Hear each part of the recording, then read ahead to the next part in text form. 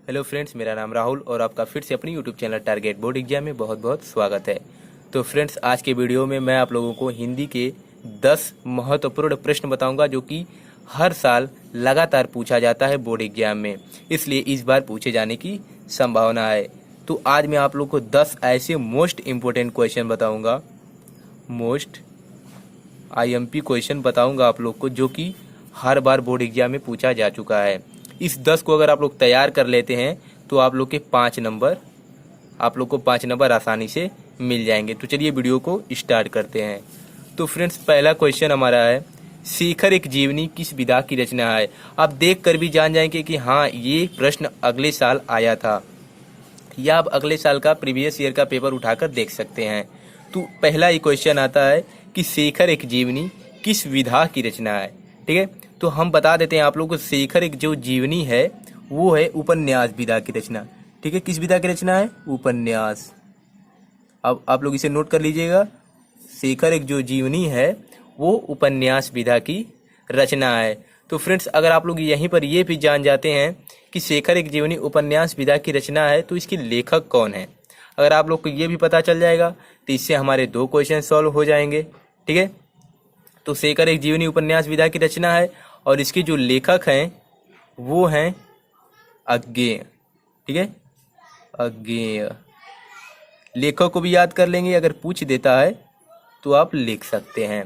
तो शेखर एक जीवनी उपन्यास विधा की रचना है और इसके लेखक है अज्ञेय। अब ये विधा क्या होता है फ्रेंड्स, आप लोग को पता होना चाहिए। विधा का मतलब होता है कि वो निबंध है, उपन्यास है, कहानी है, एकांकी है, इसी को विधा कहते हैं। ठीक है, तो शेखर एक जीवनी किस विधा की रचना है? उपन्यास विधा की रचना है और इसके लेखक कौन है? अज्ञेय हैं।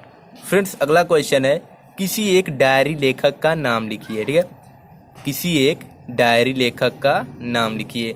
तो मैं आप लोग को बता देता हूँ कि किसी एक डायरी लेखक का नाम, जैसे पहले हो गए धीरेन्द्र वर्मा। ठीक है, धीरेन्द्र वर्मा ये एक डायरी लेखक है, धीरेन्द्र वर्मा, जिनकी एक डायरी है मेरी कॉलेज डायरी। ठीक है, अगर आप लोग से पूछ देता है कि धीरेन्द्र वर्मा की कोई एक डायरी लिखिए तो वो है मेरी कॉलेज डायरी। तो किसी एक डायरी लेखक का नाम धीरेन्द्र वर्मा और इनकी जो डायरी है वो है मेरी कॉलेज डायरी। ठीक है, तो अगला क्वेश्चन देख लेते हैं।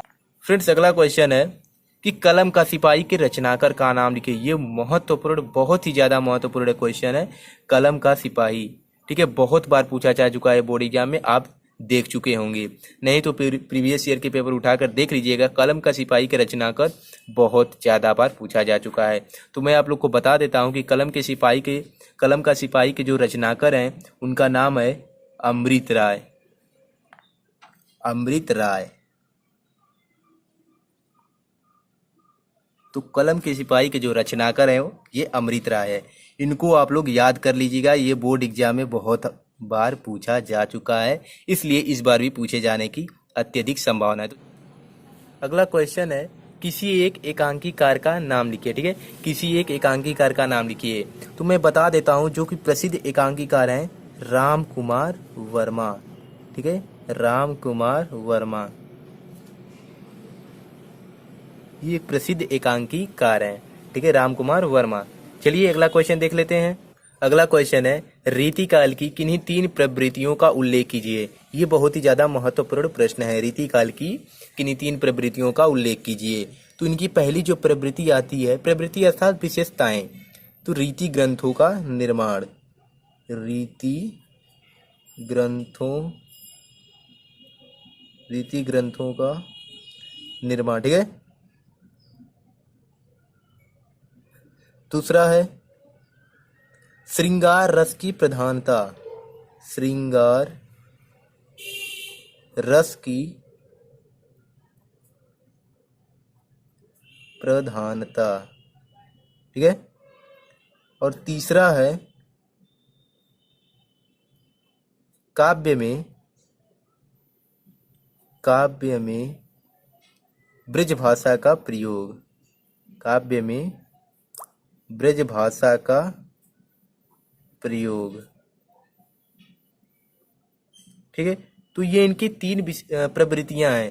प्रवृत्तियां के स्थान पर विशेषताएं भी दे सकता है, तो आप लोग कंफ्यूज मत होइएगा, ठीक है। तो चलिए अगला क्वेश्चन देख लेते हैं। तो अगला क्वेश्चन है, मेरी असफलताएं किसकी रचना है। ये भी बहुत ही ज्यादा महत्वपूर्ण प्रश्न है। मेरी असफलताएं किसकी रचना है। तो मेरी असफलताएं जो रचना है वो है किसकी, गुलाब राय की, ठीक है। किसकी है, गुलाब राय।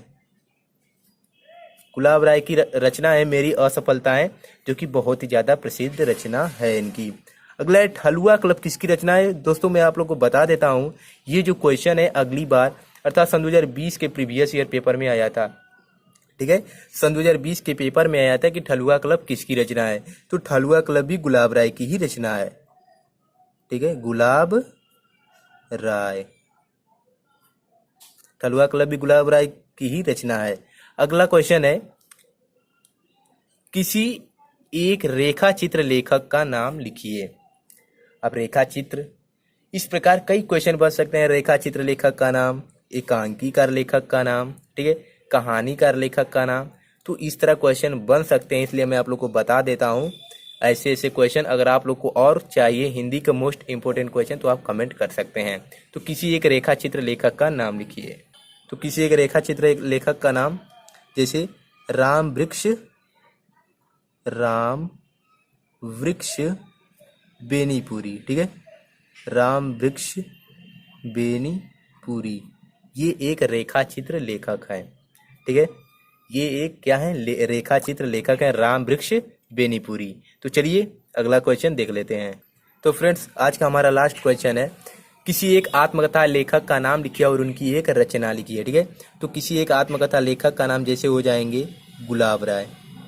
गुलाब राय एक आत्मकथा लेखक हैं और इनकी रचना मैं आप लोग को बता दिया हूँ, क्या है, मेरी असफलताएं।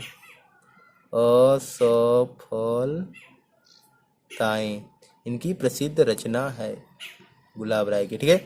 तो आज मैं आप लोग को 10 मोस्ट इंपोर्टेंट क्वेश्चन बता दिया हूँ। अगर आपको वीडियो पसंद आए तो लाइक कर दीजिएगा और चैनल पर नए हैं तो चैनल को भी सब्सक्राइब कर दीजिएगा। तो चलिए मिलते हैं नेक्स्ट वीडियो में। Thanks for watching this video. जय हिंद, जय भारत।